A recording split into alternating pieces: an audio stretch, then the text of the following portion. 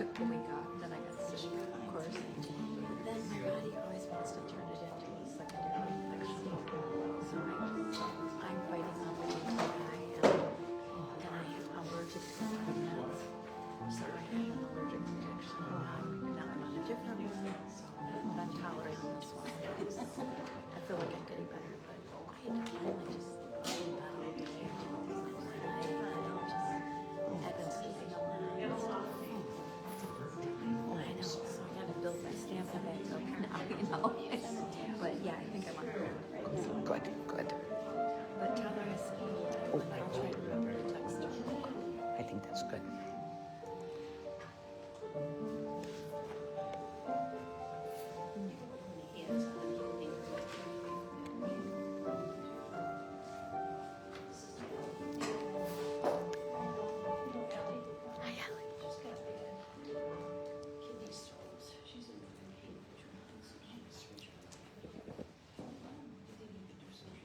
Hello, everybody, and welcome. Hi, Mary. You're the brave ones who came out in the cold today. Thank you for joining us. Thank you to those two who are online watching.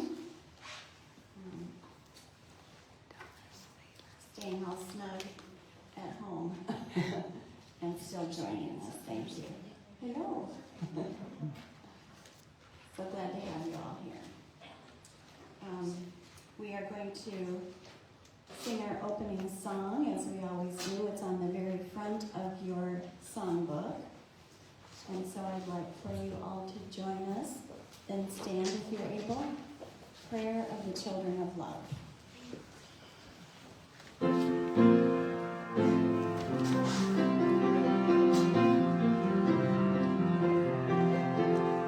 Father, Mother, God, your kingdom come, your holy will be wholly done.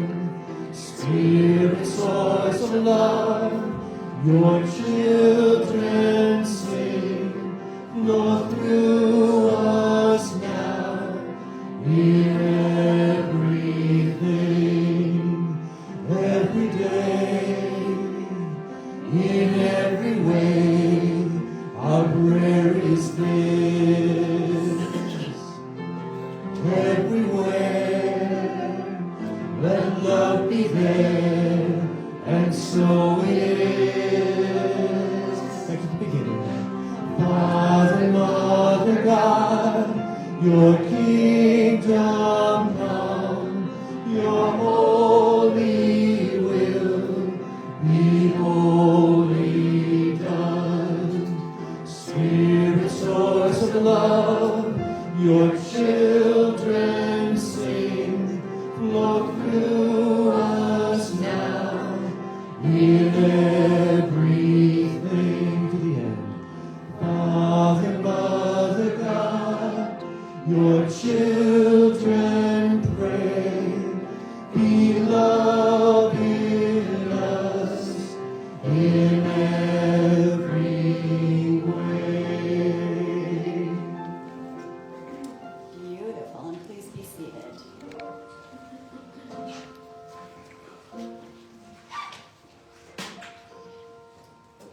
Let's begin to relax for our opening meditation. I invite you to close your eyes if that's comfortable for you. Relax and begin to go within. And let's take our 3 deep breaths with an audible ah on the out breath. And on that audible ah, let all the tension and stress and anything that you don't want to be harboring in your body, just let that flow out.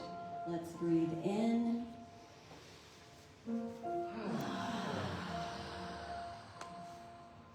Breathe in.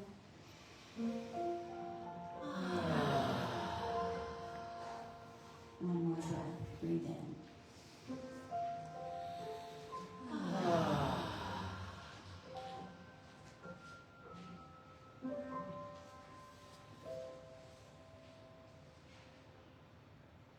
We bring our full attention to to the one divine presence, the essence of life and light, called by many names. We are one with this presence that surrounds us and moves through us, as us, into this world. We are one with the power of the universe. And from this vast, unbounded spaciousness, we open our hearts and minds to the miracle of each moment. A new and holy instant, perfect and whole. And as we participate in our fellowship service this afternoon, and as we go through the week to come, let us see only with love and hear only with love and speak only with love, extending the love from deep inside of us to everyone who shares this beautiful planet. Together we affirm that all is love and all is well. And together we say, and so it is. Thank you. I'm very, very happy to introduce our special music for today. Someone new who's visiting with us. Her name is Mia Cheney. Please give her a warm welcome. She is a guitarist and has been in Michigan since when? What was the year, Mia? 2021. Studying and playing at various venues around the area, so we're happy to have her with us today. Thank you.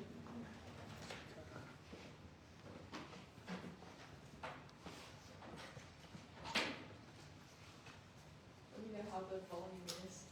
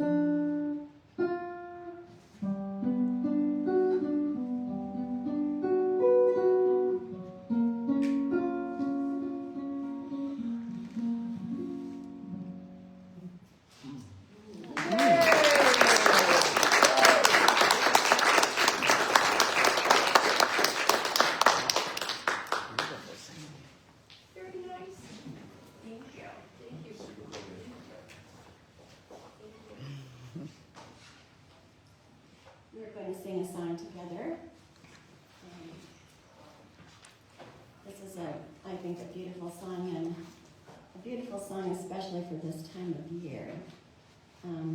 This is my song, and I'd like for you to stand if you're able. It's on page 41.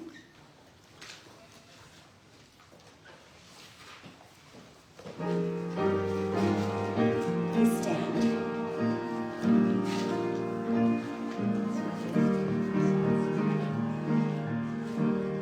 This is my song, O God of all the nations, the song of peace for lands afar and mine.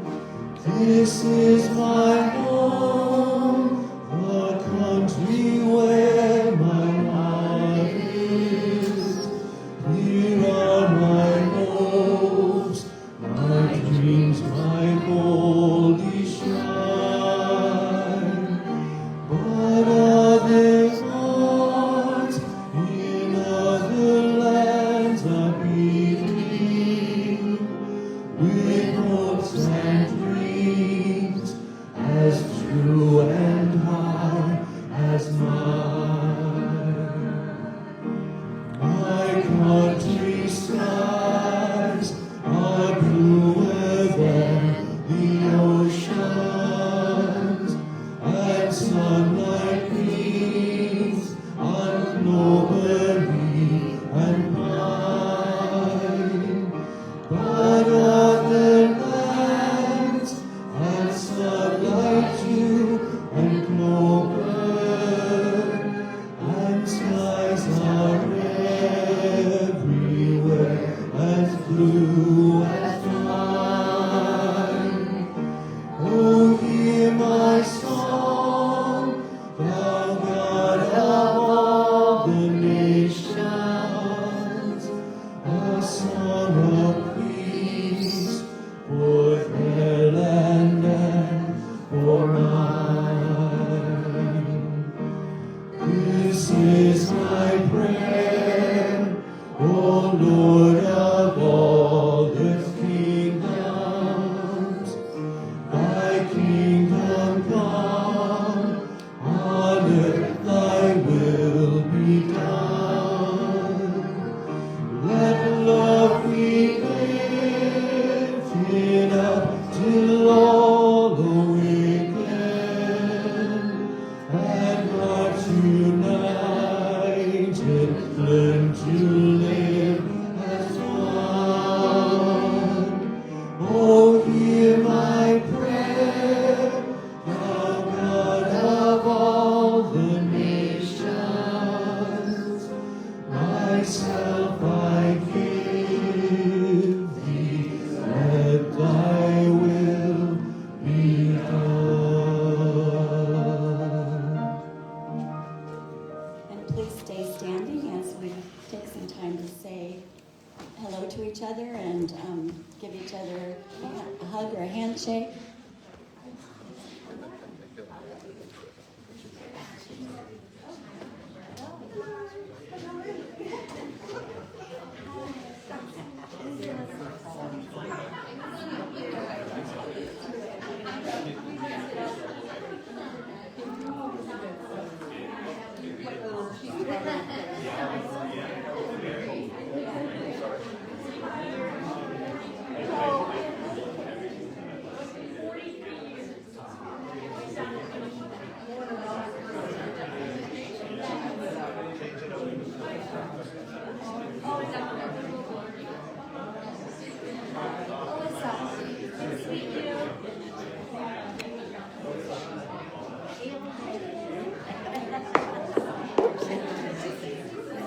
See?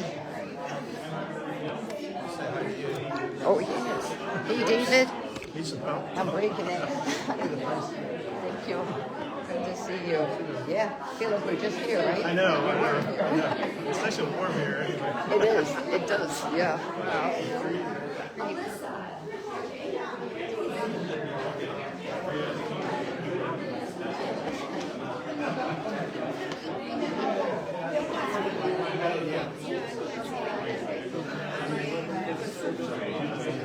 Wow. Good to see you. Wow. Twice in one weekend. I know.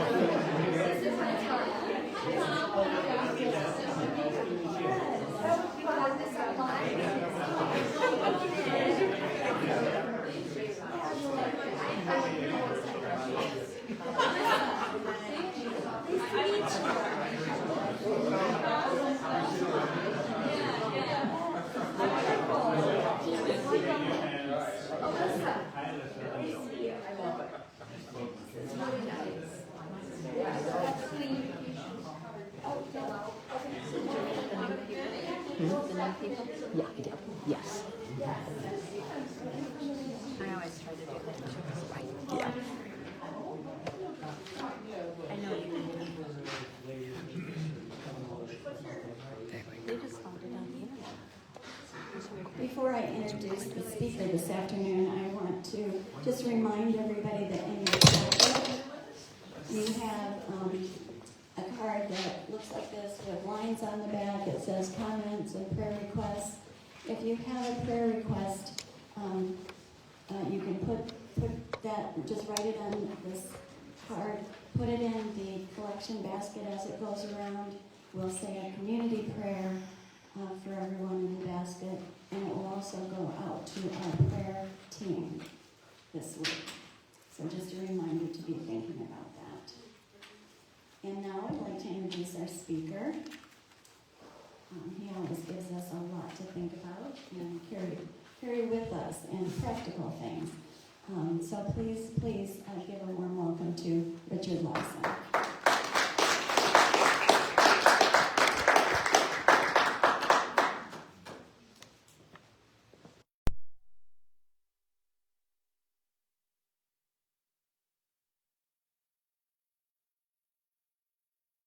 On? Good, good.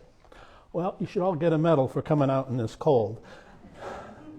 I don't know about you, but I'm ready for spring. And it's hard to believe we're still technically in fall and that winter doesn't start for a few more days. And it's like, I can't remember the last time we've had such snowy, cold weather in December. I recall times when it rained on Christmas, so it's kind of unusual. Well, I'm glad you're all here. Nice to see everybody. And welcome to those that are watching online. So I like to start out my talk usually doing some mindfulness and just a kind of relaxation meditation. So get yourself comfortable and just on your seat. And we work on mindfulness because the only thing that is truly real is the present moment. And how often, including myself, I'm not in the present moment, thinking about what I'm going to talk about or what's going to do for dinner or what happened last night. And I tell you, when I do that, I'm not really here. It's not really being fully alive. And this is an art form of just about appreciating the presence of being here. So I'd just like you to try to practice with me, to look around and let your gaze fall upon whatever you might see, and do so without judgment. Just to see the different things. I see Corey and a piano, and windows and walls. I see someone standing behind a podium, different colors and shapes, the chairs. Just to watch and to be able to be present and to observe. And now let's switch to, what do you hear? The creak of a chair, the blower of the fan. If you listen carefully, you might even hear the pulse in your body. Just to be aware. What do you feel? Do you feel the weight of your body in the chair? Do you feel the weight of your feet on the floor? Maybe you feel some discomfort where you're at. It's all okay, without judgment. Just the art of simple awareness.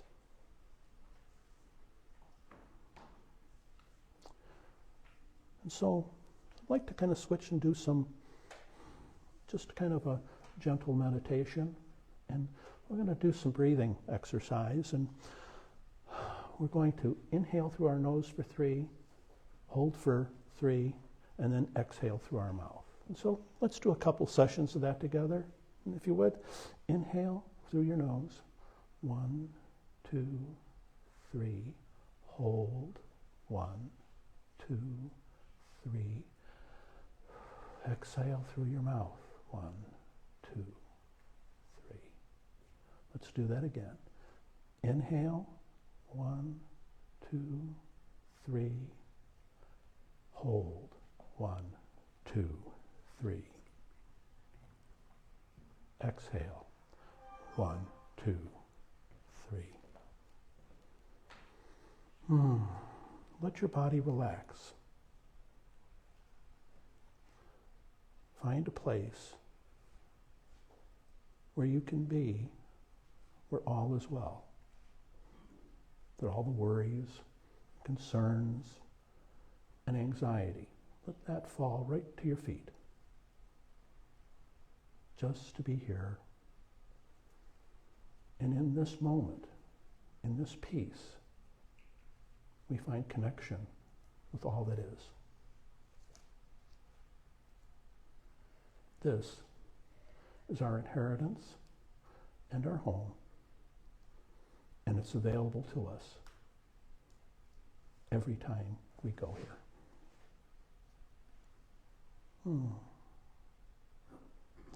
And so let's kind of come back to the room. Kind of wiggle your feet and shift around. And I bought myself a smartwatch. And I tell you, it's a lot smarter than I am. I don't know if you ever had one, but it does a lot of functions. And so keeping an eye on the time. So what's the purpose of why I come up here?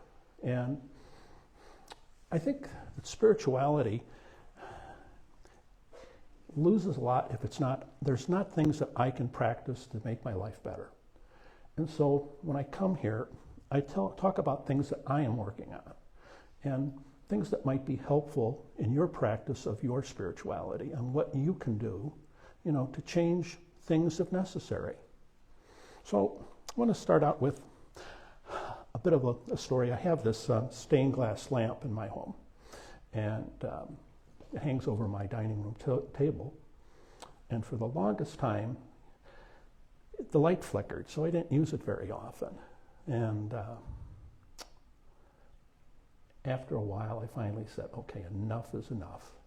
So went to the hardware store, got myself a new switch, and got to work. So I watched a YouTube video. Just about, you can learn about anything on YouTube. And, you learn, go shut the power off with a good safety tip if you're going to try that. And get the screwdriver, take the faceplate off, and then disconnect the wires and put the new switch in, and it works perfectly. And I think I lived with this for years, and the fix only took about 20 minutes. And now, it's just what it's supposed to be. And so you might be asking, what's the point of this? Well, it's kind of allegorical in the sense that many of us, including me, have things that need to be rewired, but they're within my own head. So today's talk is going to be about a continuation of my last talk, which is about rewiring our brain. And the holidays are upon us. Yay. And so I've had to do some rewiring here. And I don't know what your family was like, but mine was not exactly like a Hallmark movie. I would classify some of my family members in the relationship as toxic. In order to maintain some sense of sanity, I had to rewire things. And I'll share a salvo that I got from my family years ago. My uncle said to me at a holiday get-together, he said, we would sure like you better if you got married. Wow. I laugh now, but it wasn't so funny at the time. And, I've heard worse things from my family. And he really did say that. whatever self-esteem I had at the time kind of got flushed down the toilet. But over time, I started to see things differently. As the Course in Miracles says, we provide all the meaning to things that we hear and see. And I think that the Course was really spot on. And in Lesson 34, it says, I could see peace instead of this. Goes on later in that series in Lesson 348. I have no cause for anger or fear, for you surround me. And in every need that I perceive, your grace suffices me. But back then, I simply didn't have the skills to be able to do that sort of things and find something a little gentler to believe in. So like I said, today's talk is about dealing with difficult people over the holidays. And here's what I've learned. Maybe some of you might find this helpful. The Christmas Grinch. It's named anger. When I speak from anger, I reinforce the anger circuit in my brain. Expressing anger has a boomerang effect because it comes back at me. I remind myself, do not speak with anger, no complaining, shut up. People who are, pissed off have lost the ability to think rationally, and silence breaks the pattern. Number 2, when I feel angry, I ask myself, what is my anger trying to protect? I realize that the best parts of me do not need to be protected. The best parts of me need to be expressed. I don't have to go through life with being heavily armored. There was a movie out, maybe you've seen it, it's called The Night Without Armor. And if you get a chance, I think it's on Netflix, but it's about 2 people, it's a live time, it's just occurs in the course of an evening, about 2 people interacting, and they both have pretty heavy body armor, and how they can shed it and have real connection. I remind myself that if I'm rattled, I can go to the bathroom and splash cold water on my face for about 10 seconds. You know, you might think that this is ridiculous, but it activates the vagal nerves within my body and puts my prefrontal cortex back online. When I feel rattled, I can sit for 3 minutes and do some deep breathing, in a quiet place preferably. And if I can do that outside, it's even better. That further activates the vagal nerves within my body and puts me out of this fight or flight mode. If difficult conversations arrive, and invariably they will, I'd flip the switch. Instead of responding with anger, I say, what do you think about those lions?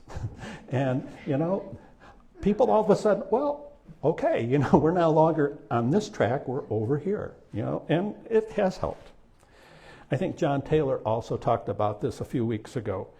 If all else fails, go do the dishes, because nobody wants to mess with the guy who's got his hands deep in soapy water.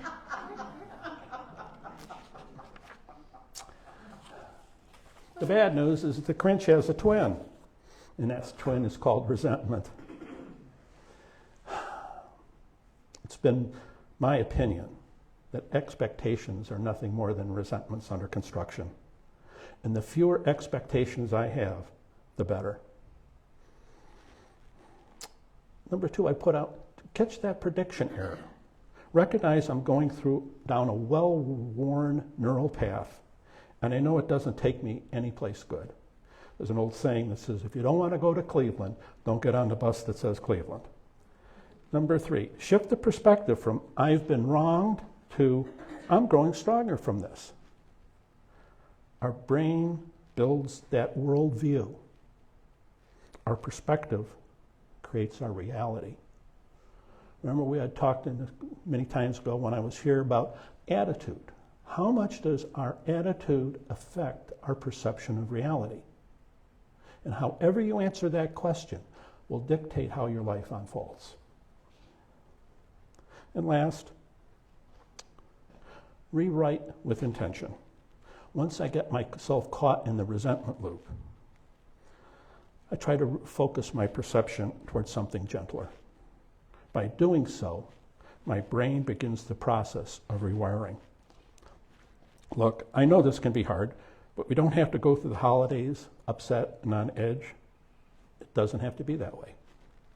We can't control what others think, say, or do, but we certainly can rewire our brains so the words others say don't have such an impact.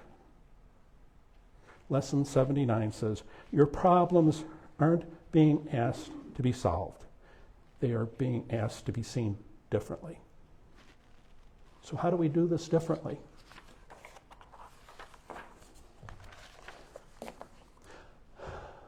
So this is part 2 of my talk. Last time I talked about rewiring the brain, and I talked about the reticulated activating system. It's like a spider web in our brain, and it acts like a bouncer.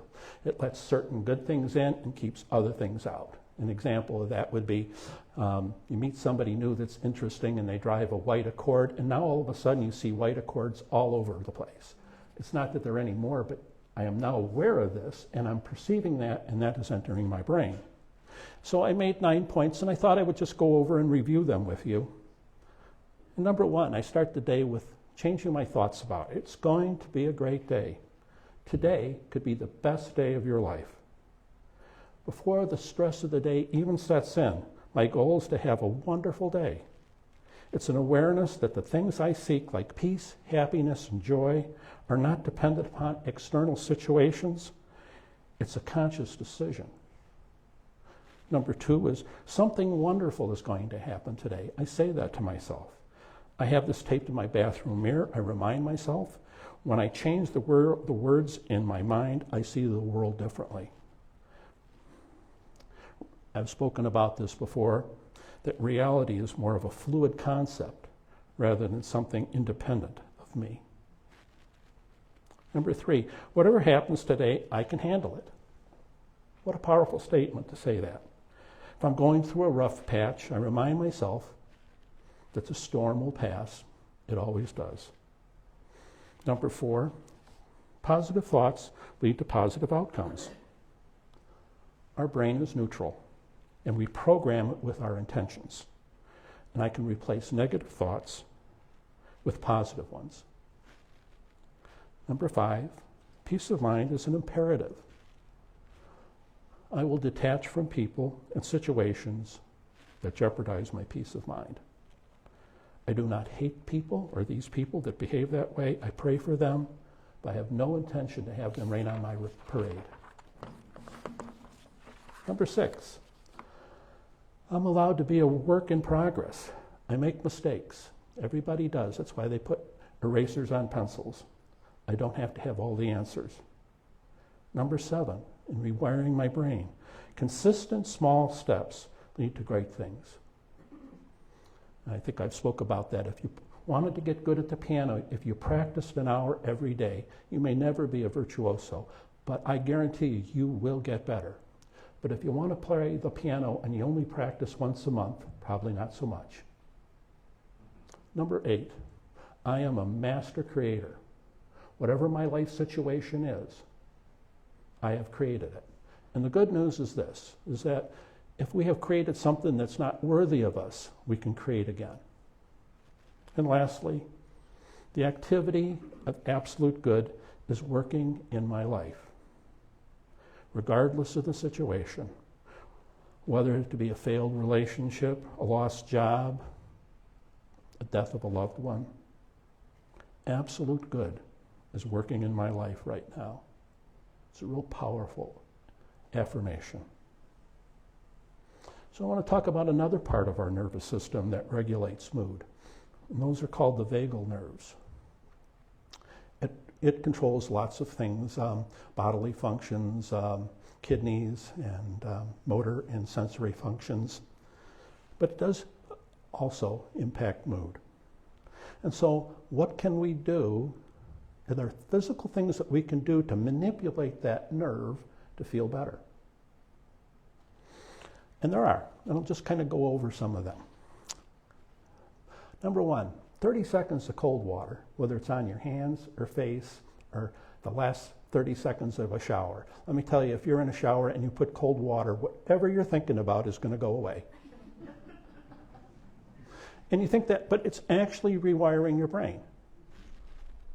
There's something that's more benign, and it's put your hand on your heart and tap it, saying, I'm okay, I'm safe, I am loved. Would you like to try that?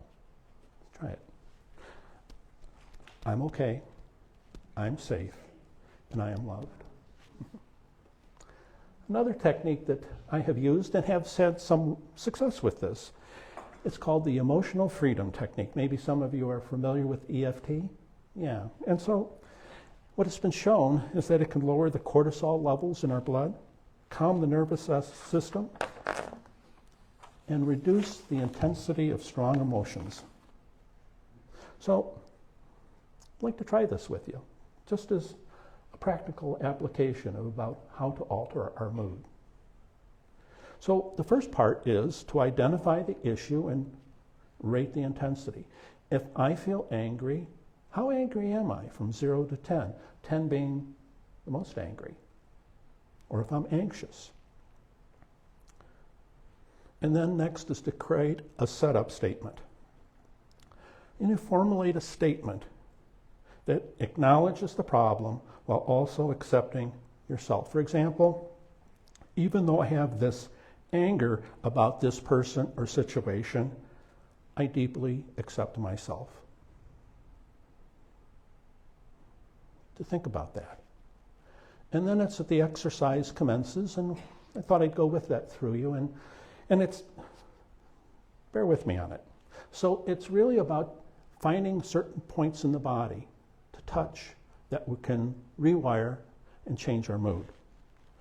First one is to tap the side of your hand between your wrist and your pinky finger 5 to 10 times.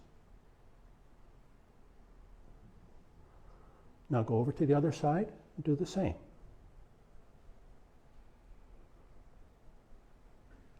Then to the eyebrows 5 to 10 times. The side of the eye.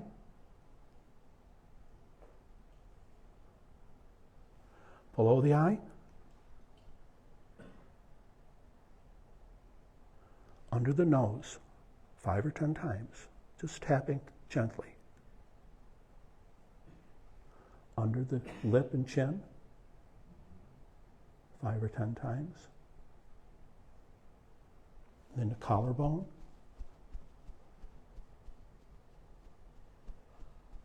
And then finally, the crown of the head. 1, 2, 5 or 10 times. Okay, and so what they ask you to do is that after going through this process, is to re-rate your anger, anxiety, or the strong emotion that you have. And the idea is to try to get it below a 2. And that might require doing this several times, and then just repeating it, like I said, many times. And it has shown to actually lower cortisol levels within an individual. Are there other parts of the body that we can manipulate to change our mood? And there are. The ear. It's interesting that acupuncture does a lot of work with ears, and there's a lot of things that are going on with here, one's ears. They contain pressure points that when stimulated can have a relaxing effect and trigger the release of endorphins within the body. It's kind of a form of self-massage, and it's derived from traditional Chinese medicine. The act of focusing on and massaging ears can be mindful and a grounding activity. So let's try it. You know, it's just trying to tug on your ears. Not real hard, pulling down maybe ½ an inch. And then massage the ears. And find out what works for you. These are all techniques to help alter intense moods, feelings.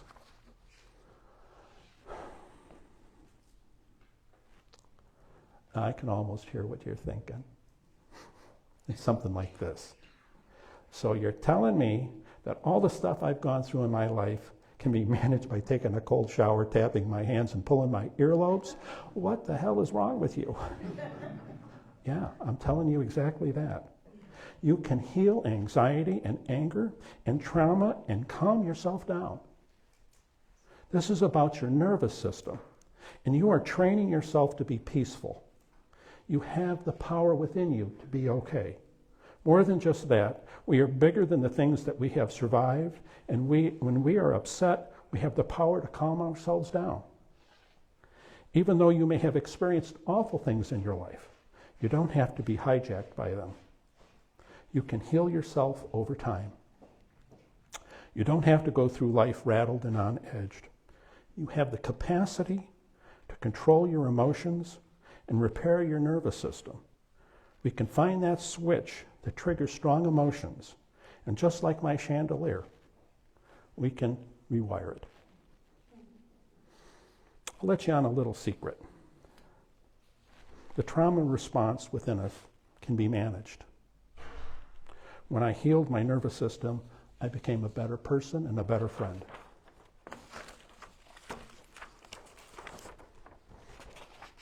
Whether we stand in a cold shower, or practice EFT, or work on our ears, we are training ourselves for confidence. It's about feeling something intense and not letting it control our lives. And when we do this, we start to develop a new neural circuit and a new you. In conclusion, with the holidays, you'll be around family likely, and some of them might push our buttons. But we can fix the switch in our brain that leads to anger and resentment and replace it with something much gentler.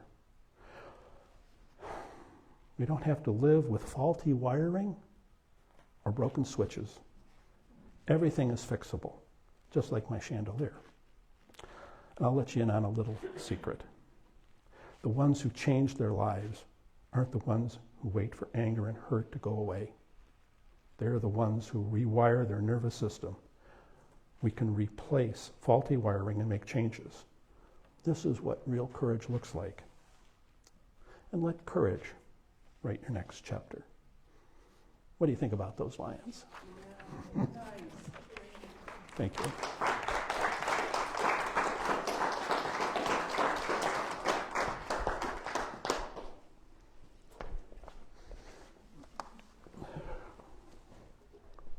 Thank you, Richard. Lots of good things to remember. So if you were taking notes on your bulletin, for example, be sure you take it with you, because otherwise it'll get scooped up as we pick those things up at cleaning up afterwards.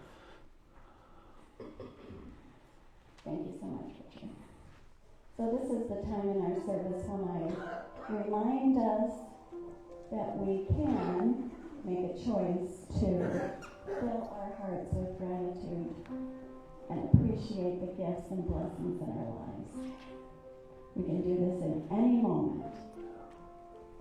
Appreciation and gratitude for those loved ones and friends in our lives, for all of us who are here today in our beautiful spiritual community, and gratitude and for your generosity to keep this fellowship moving forward. John is going to come around with the basket. You can put your donation in there as well as your prayer card. And as he comes around, Corey will lead us in I Am Grateful.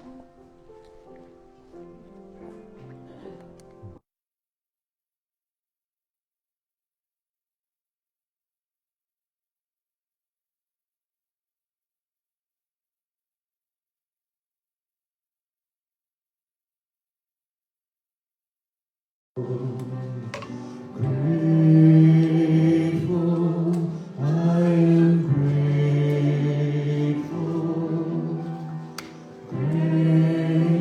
Grateful, I am grateful. Grateful, I am grateful. Grateful, I am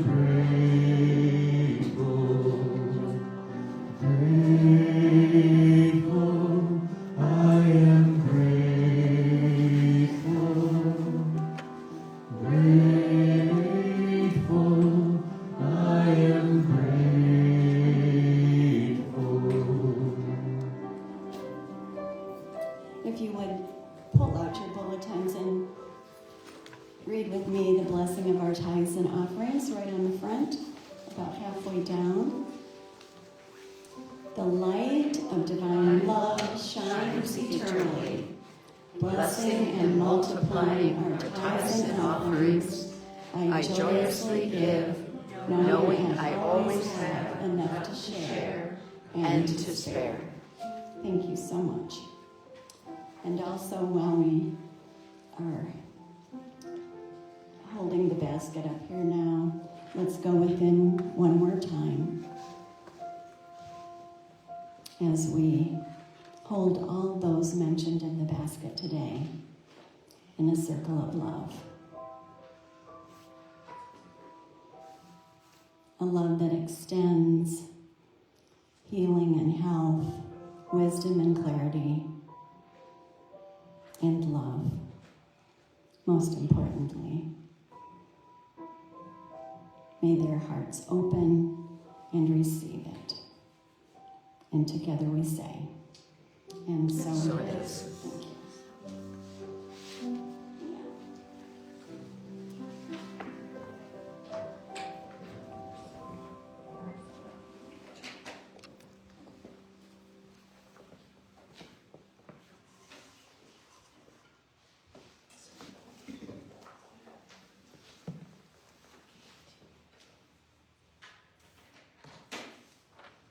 Thank you for having me today.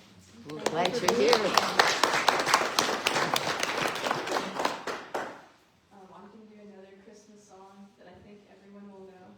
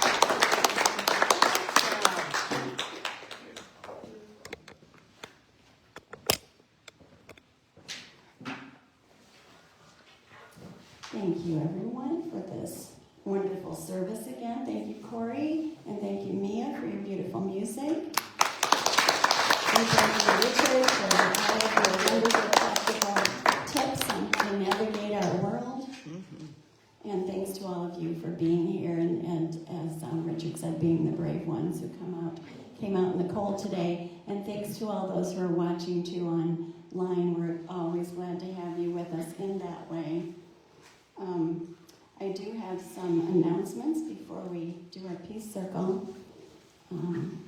We had a really wonderful Christmas party last night, and we actually had lots of fun, a wonderful dinner. People played a game where they actually put antlers on their heads and a red nose on their nose and had fun doing it. And so far, anyway, we've made $445 from that event. Yes. And I just want to mention, too, that we just passed the $1,000 mark for all of our sales for our alternative holiday sale items. But we don't want to stop there. So we'll just keep, the items will be here today after service and also next Sunday. Next Sunday will be the last Sunday. Also a reminder, it's easy to forget when we're running around trying to get ready to come here. We're collecting money for the tiny food pantry, the little pantry that's out front that the Quakers stock so diligently and regularly, and so many people use it.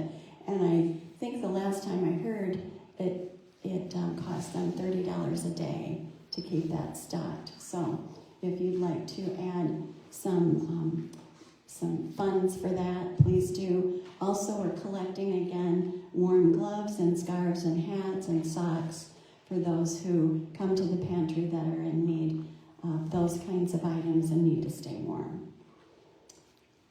The Death Cafe is coming up this next Saturday, December 20th at 2 p.m. here in the building, where we'll get together and have a conversation about death and all of its ramifications for all of us. Healing Movements is every Monday at 4 p.m. with Reverend Julie Dillon here in the Red Cedar Friends building, and it's a yoga practice. So if you're interested in that, it's a wonderful, wonderful time to get together with a lovely group of folks. This next Sunday is going to be a fun one. It's our carol service, so we'll be singing a lot together, and the service will be followed by some hot chocolate and hopefully some good cookies that perhaps some people might bring with them. And then on December 27th at 6 p.m., that's a Wednesday, we have our candlelight Christmas Eve service. Linda Abar will be singing, and I'll be sharing a message. It's a lovely service to bring us into Christmas morning. So please join us for that. And now I'd like to invite us to get into our, yes? I was fortunate to win the raffle yesterday, and in my package was a puzzle, a Christmas puzzle. So how many people here like to put together puzzles?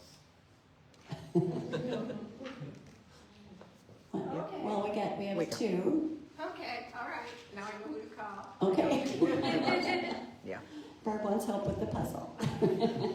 Okay. On the back of your bulletin are the words to our Let There Be Peace on Earth song, and also the closing blessing if you're new. So please let us get together in our peace circle and we'll sing together.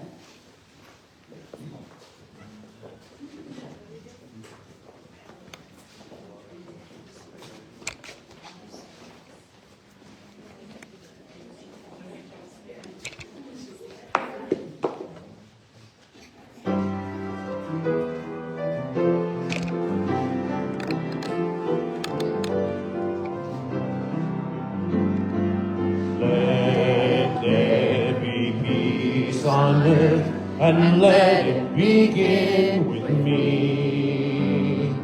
Let there be peace on earth, the peace that was meant to be, with God as creator. Family are we.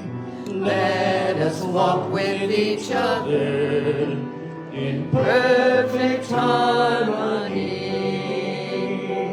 Let peace begin with me. Let this be the moment now.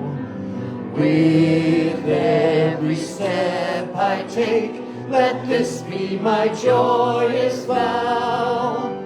To take each moment and live each moment in peace eternally. Let there be peace on earth, and let it begin with me. The light of God surrounds us. The love of God enfolds us. The power of God protects us. And the presence of God is within us. Wherever we are, God is, and all is well. That's the truth.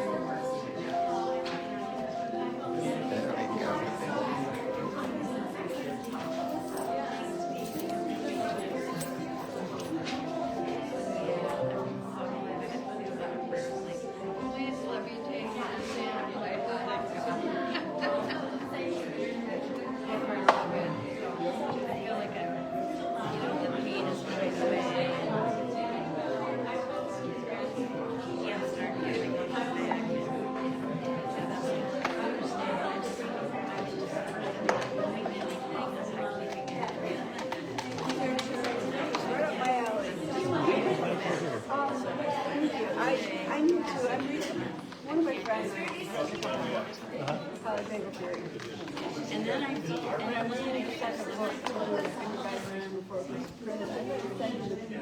Okay. What you needed. Yeah. Oh, I'm so glad. Thanks for coming out in Finish. cold weather.